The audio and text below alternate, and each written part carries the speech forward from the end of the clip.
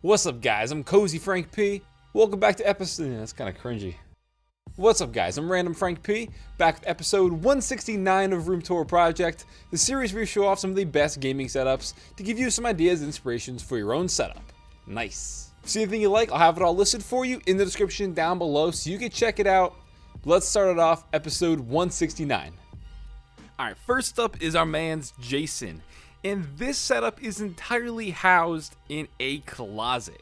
I really like seeing conversion jobs like this, and obviously fitting a setup in the small space of a closet isn't easy, so when you see one like this that is pulled off nicely, you always gotta give him props. He's also rocking dual monitors in here, with his primary being a 35-inch curved monitor from Asus with a 30-inch as the overhead. You can see he's got some RGB lighting behind the monitors as well to kind of accent the pinkish purple theme he has going on from the wallpaper, the sound foam, even down to his peripherals. This is the Razer Huntsman keyboard, the Quartz edition obviously, with the Razer Basilisk mouse that is also the Quartz edition, on the Razer Goliathus extended mousepad, yes, in the Quartz edition. As a secondary peripheral, got an Xbox One controller, and kind of seen hiding behind the side of the monitor for audio is his headset, which is the Astro A50. Now we can check out the PC. This is the Corsair 280X case. Inside an Intel i7 8700K CPU with the Corsair H100i Platinum AIO.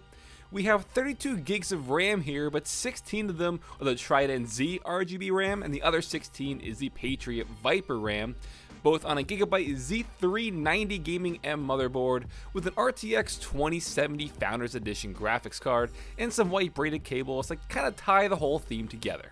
So I think you pulled it off really nicely. I just know it's not easy building a setup in a tiny closet, but I think all things considered, this looks great. As long as it's not too hot for you, keep the door open, never wear pants like me. But no, this is great, man.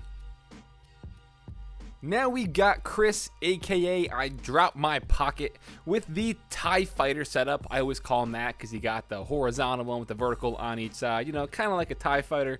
You don't see this orientation too much, but I think it's always pulled off pretty cool when you do. That didn't make sense, I don't think, but you know what I mean. All three are mounted, plus the TV off to the top right, plus all that soundproofing foam. Let's check it out. His primary monitor is the MSI Optics, a 32-inch 144Hz display, and the two vertical ones on each side are from Scepter. It is a 24-inch model. And you can see he's got a lot of RGB going on, from the peripherals to the wallpaper, and I think it really mends well with his desk because it's glossy, so you have a lot of these like secondary RGB reflections as well. But as for his peripherals, his keyboard is the Massdrop Control. He has a Logitech G903 wireless mouse that's on the Corsair MM800 RGB Polaris mousepad. And then for audio, the Corsair Void Pro RGB headset chilling on the Corsair ST100 RGB headset stand. Now as for this crazy custom water loop RGB PC, we gotta check this one out. It's the Fantex Evolve X case inside the Intel i7 6700K CPU. Like I said, with the custom water cooling job, we got 32 gigs of G.Skill Trident Z RGB RAM on an MSI Z270 Gaming 5 motherboard with the Zotac GTX 1070 Ti Amp Extreme GPU. And boy is that card thick. So as I dubbed it before with the TIE Fighter setup here from Chris, plus that mounted TV right above the PC, I want to hear your guys' opinion down below. Comment if you like the sort of monitor orientation. I've been seeing it a lot more lately and I really don't mind it at all. You get the center primary one for gaming, plus the two on each side for browsing and whatever in the vertical orientation. I dig it.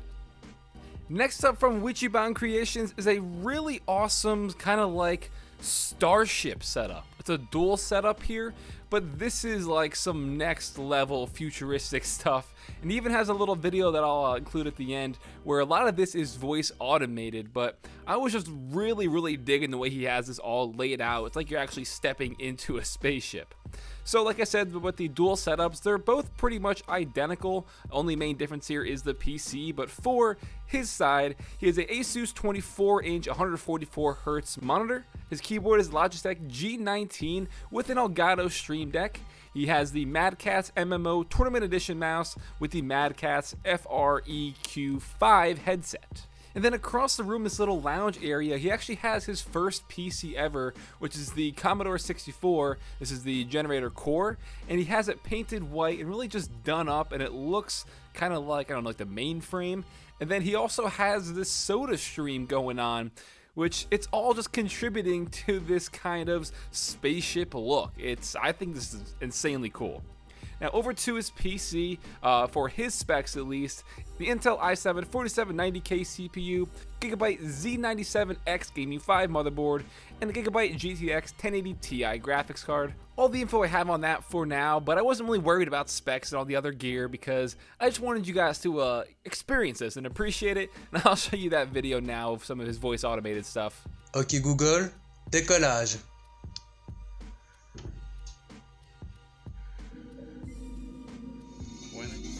Ok Google, projecteur.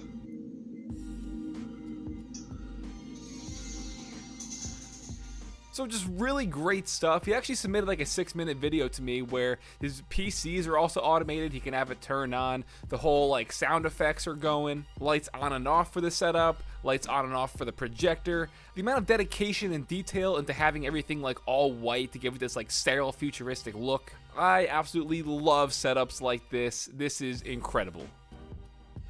Now, get ready for this one. I know you've all been waiting. John, what are we going to do with you, man? This is absolutely mind-blowing.